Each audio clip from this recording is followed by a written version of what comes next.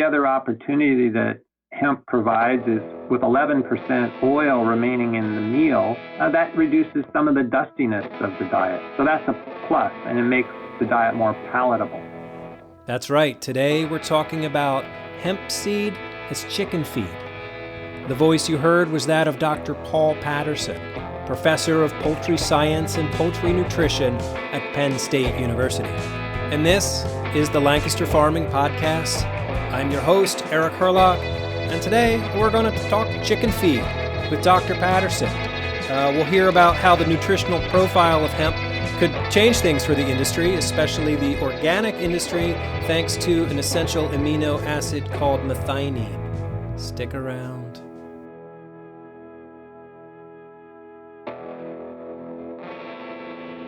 Paul, welcome to the Lancaster Farming Podcast. Could you introduce yourself? Yeah, thanks, Eric. Paul Patterson at Penn State. I'm in the animal science department and a professor of poultry science and poultry nutrition. And we're going to talk about hemp seed today as a livestock feed for poultry, specifically for laying hens. Yeah, that's right. First of all, how did you get interested in poultry? Oh boy, I was an animal scientist way back when at Washington State University, got a bachelor's and master's in that, and got exposed in my master's research. I did work on horse nutrition, and I got a chance to work with poultry nutrition, and it's a very exciting field. We know more about poultry nutrition than any other animal species, and at the time, probably more than we knew about humans. So the most studied field and kind of cutting edge animal commodity, good for people and the people of Pennsylvania as well. Yeah, right. So what got you interested in hemp seed as a feed for chickens? Yeah, as I work with the poultry industry here in Pennsylvania, and by the way, it's a very significant industry. Pennsylvania is fourth in egg production in the United States, and significant in broilers and turkeys, and number one game bird state in the nation.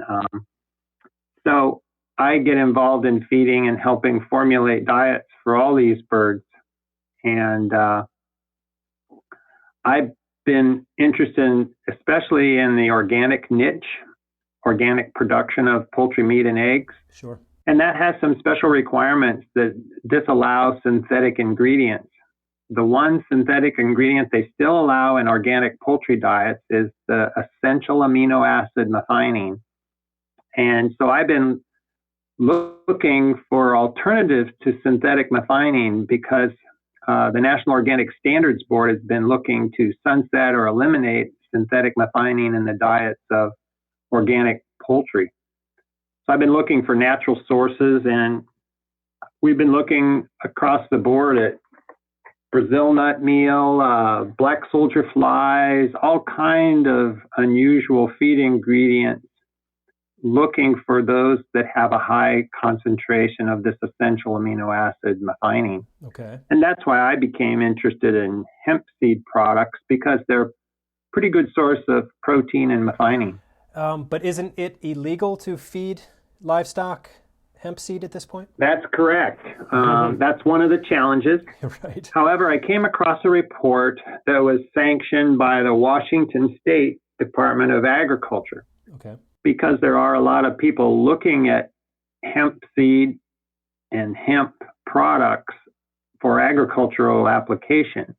And they did a study, a literature review of the current studies that were done looking at this hemp seed products in feeding poultry, because they too would like to license this as a feed ingredient. And there's quite a few steps that have to be undertaken before you can license a feed ingredient. Okay. Basically, they must be approved by the Food and Drug Administration, just like they approve food ingredients and drugs for people. Since these animal products, eggs, meat, if it were to go to livestock or other dairy, those products would all have to be approved for safety before they would allow it to be fed and then utilized as foodstuffs for humans. Okay, is that generally regarded as safe status? Is that what that's called? No, that's actually different. Okay. That's indicative that there are no ill effects known and manufacturers can proceed.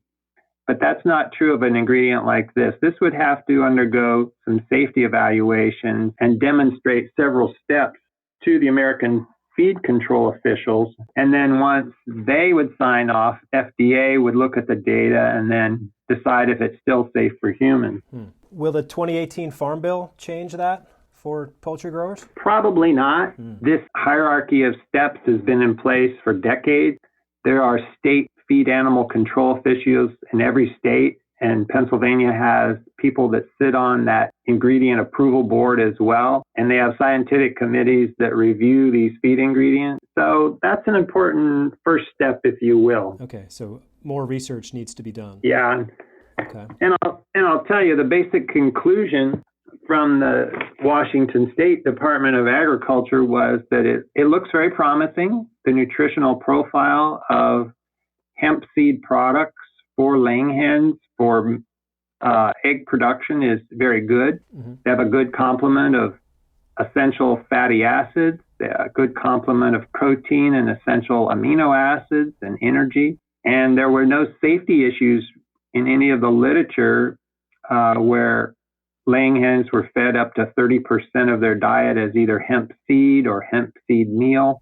Oh, wow. But the one hang up is this is cannabis, and there is the active compound. It's called DTC, or delta-9 tetrahydrocannabinoid. I've heard of that, yes. That's the active ingredient that gives hallucinogenic and other properties. That has a limit. Right. Industrial hemp has to be limited at 0.3% of that, correct? Exactly. Yeah. And the question is, how much of that would carry over to the egg and over to the tissues of the laying hen? If this laying hen were on feed for, say, a year or 18 months, would that pose a risk to the public? Oh. So that's the limiting question now. What is the status of that? And that's why the Washington State Department of Agriculture is standing down until those studies are done demonstrating the safety component of those animal products. Do you know who's doing studies? I don't. It strikes me that if there were a cannabis body, and you may know this, a Cannabis Producers Association, they may be able to float the funds to get such a study done and demonstrate the tissue and egg levels and concentration.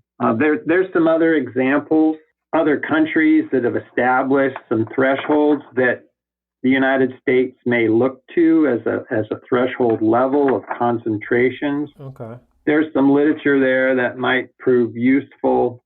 There's a European Food Safety Authority panel, and they've established for humans that level of THC, or that active ingredient, should be 0.004 milligrams per kilogram of body weight. Whoa. That's a very low level. Yeah. There's others that have, hemp growers, European Hemp Industrial Association have proposed a lower level. New Zealand and the Czech and the Croatia Republic have proposed other levels. So the United States has some benchmarks that they might look to in establishing what those meat and egg levels should be. Historically, hemp seed has been a chicken feed in the past, right? In an earlier episode of this podcast, we had a historian, a guy named Les Stark, who told the story about a Lancaster County farmer named Enos Schaefer, he was 81 years old. He was arrested in 1939 for growing marijuana. And then he told the judge that he's been growing it all his life, like his father did. He didn't know that it was illegal, and he didn't know it was marijuana. He just thought it was hemp, and he was feeding the seeds to his chickens. So it's been in our culture a long time, right? I think that's true, and other cultures too. Right. There is nutritional value there. Thresholds of this drug component are the question, and new varieties of hemp, I think we can meet that target and be under those levels. How does it compare with soy? That's what most chickens eat these days, right? Right. So let me speak to the things that I'm interested in. Let's just take hemp seed meal. That's the whole seed that's been squeezed for the oil. They often like the oil as a human food. And in a European setting, it's high in omega-3 fatty acids. That's one of the desirable things about the oil. Right. And the residual meal is kind of like soybean meal. It's the residual meal left over after the soybean oil has been extracted for human use. Okay. Soybean meal contains 48% crude protein, and hemp seed meal is about 32% crude protein. Okay. Very similar. Sure. Or a little lower. Hemp seed oil or soybean oil has about 4% oil remaining in the soybean meal, okay, whereas the hemp seed would have about 11% remaining. So it would have a good amount of protein. There's some fatty acids left over that are good for the laying hen and could influence the omega-3 fatty acids of the egg yolk, which would be a desirable nutraceutical, if you will, sure, enhancing the yolk's value or the egg's value. The last thing is the methionine levels. Methionine levels have to be supplemented in typical corn and soybean-based diets for laying hens. Okay. Corn has only 0.17% methionine, soy 0.67% methionine, but this hemp seed meal would have as much as, hemp seed would have 0.88% methionine, much higher than corn, higher than soybean meal. So that's what makes it desirable for conventional feeding of laying hens. That would make it desirable for organic diets for laying hens that might be limited on using synthetic methionine because it's higher in methionine levels than either the soy or the corn. And if there were fewer inputs into the feed, it would theoretically be cheaper. Yeah, that's right. It also has a really good complement of other essential amino acids like lysine, arginine, threonine. Okay. So as a nutritionist, it's firing on a lot of different cylinders. You've got the omega-3 fatty acids, you've got good protein, good energy, good oils, and you've got essential fatty acids too. Right. As far as growing the crops between hemp, corn, and soy, do you think hemp is cheaper or easier to produce?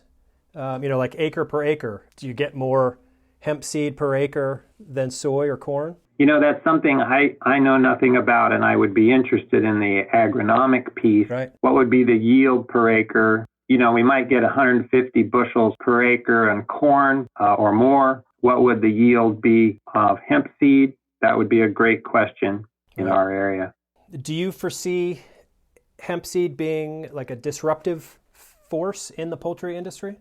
No, I think it would be a small factor. I think it might be a marketing niche for those producing a natural bird or an organic bird that they used hemp seed to eliminate synthetic methionine. There would be a client, a customer that would appreciate that extra effort that was utilized in including that in the feed of the laying hen. Okay.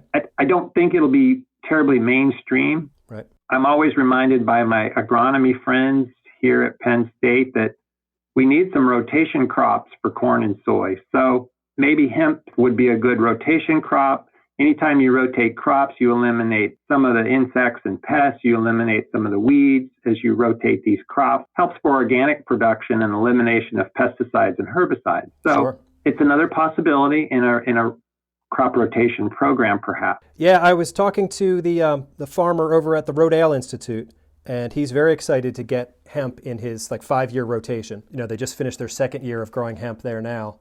Okay. And I've heard others echo that same opportunity. Yeah. How about the drawbacks to feeding hemp to chickens? Well, one of the things we care about is particle size, palatability, these things. Another oilseed product that we feed to laying hens to enhance the omega-3 fatty acids are flaxseed and safflower oil seed.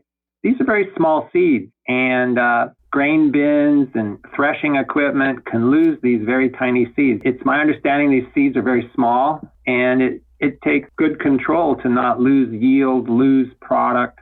And then ultimately, when you crush the seed, extract the oil, the cake is an important part of that. So losing seed, the size of the seed, the final particle size of the meal are all important palatability prehension steps for laying hens to eat or other birds to eat this product. So these are important. Right. Baby birds especially need smaller products. We grind the corn and the other feeds into smaller sizes for baby birds, and then as birds get older, a bigger particle size. So it could blend very nicely. Right. The other opportunity that hemp provides is with 11% oil remaining in the meal, that reduces some of the dustiness of the diet. So that's a plus, and it makes the diet more palatable. Okay. So a couple pluses there that might work well for hemp included in poultry diet. Okay. But no real drawbacks from what I'm hearing. No, I don't really think so. One of the challenges with feeding commercial birds is it's expensive to maintain a lot of different ingredients to make a diet. Hence,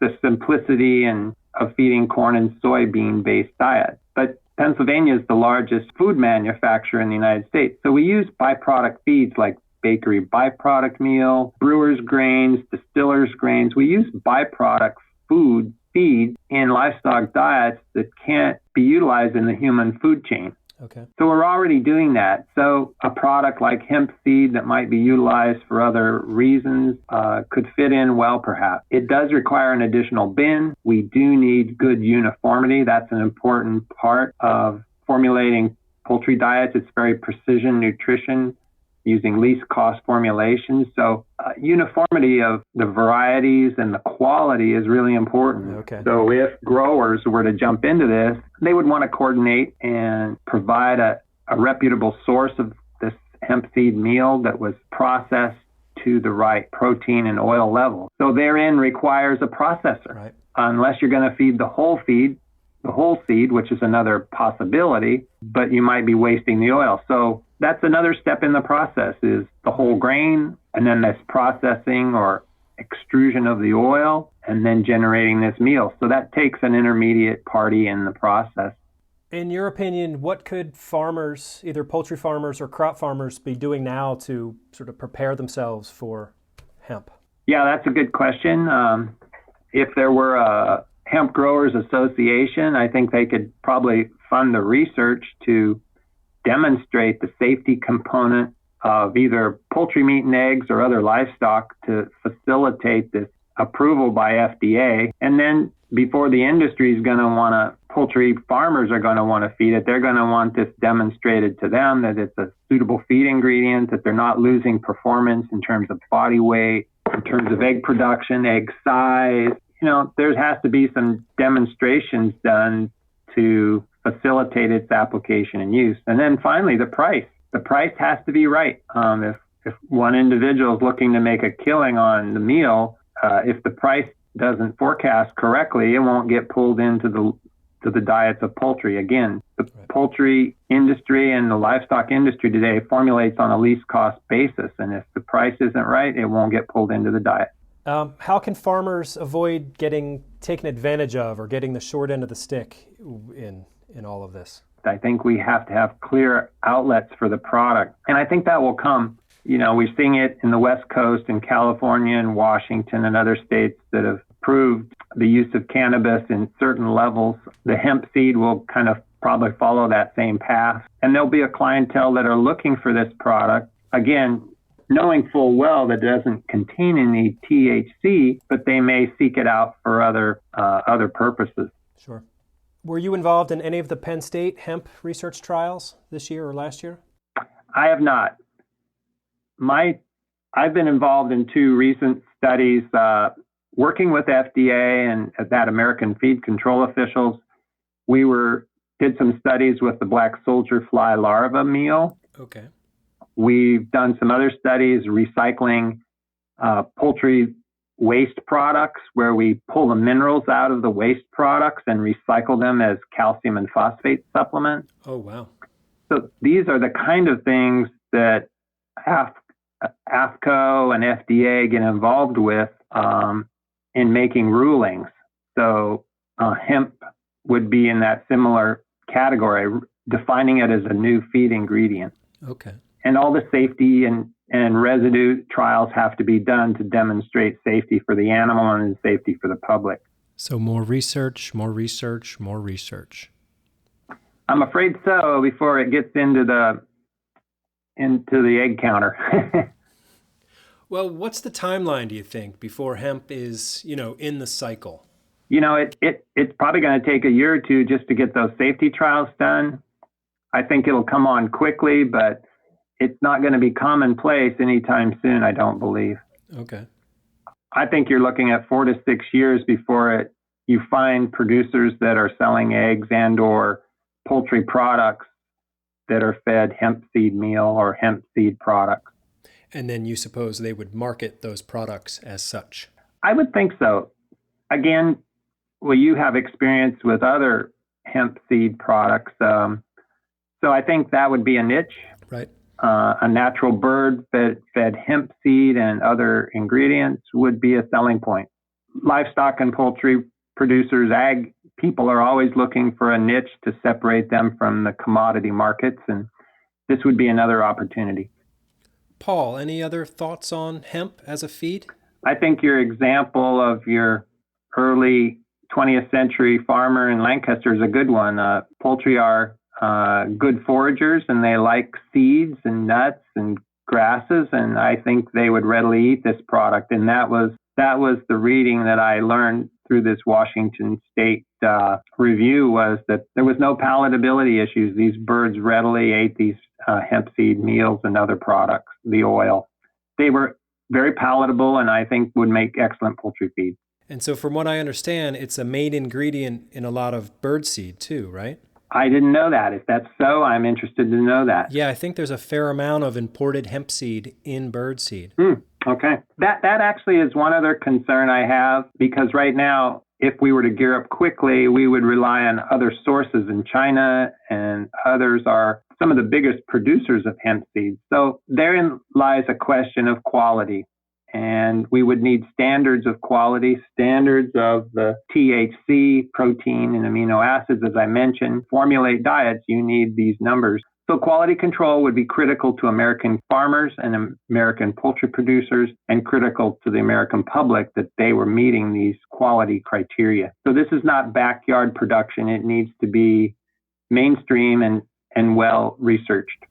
We've got some of the best farmers and farmland in the world here, so I think once they have access to hemp, they'll do just fine. That's highly likely. Yeah, I agree.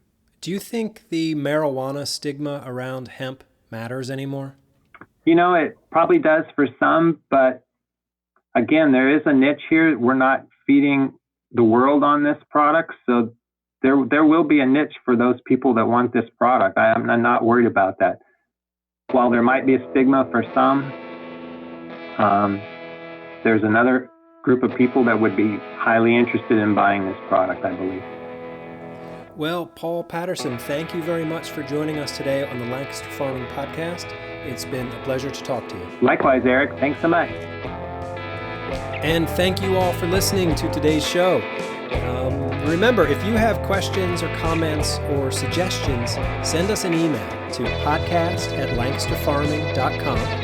And be sure to check us out online and on Facebook. We've got lots of great content for you to read. Okay, I'm your host, Eric Herlock, and until next time, I'll see you in the newspaper.